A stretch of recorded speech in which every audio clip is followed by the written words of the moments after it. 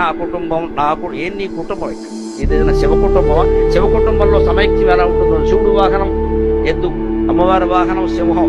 ఒక్క చూపు సింహం ఎద్దుకేసి చూస్తే శివుడు అమ్మవారి ఇద్దరు ఉండరు ఇక్కడ. సింహానికి ఎద్దు శత్రువు. శివుడు మేడలో పాము ఉంటుంది, పాముకి ఆహారం ఎలక. వినాయకుడు వాహనం ఎలక. వినాయక దేవతరాన్ని నొక్కెత్తి మళ్ళీ ఆయనకి వాహనం లేదు ఇక్కడ. కుమారస్వామి వాహనం నెమలి. శివుడు మెడలో పాము ఉంటుంది. ఒక్కసారి ఆ నెమలు బయటకు వచ్చి పామును మింగెత్తే ఏమి లేదు, శివుడికి ఆభరణాలు లేవు, మళ్ళీ లలిత జ్యువెలరీ పోవాల్సింది. ఇంత వైరం ఉందండి శివ కుటుంబంలో. ఒక వాహనానికి ఇంకో వాహనానికి పడదు. పరమశత్రువులందరూ కలిసి ఉన్నారు. ఎందుకు తెలుసా? భగవత్ సన్నిధిలో ఉన్నారు. కారణం అది, భగవత్ సన్నిధిలో ఉన్నారు.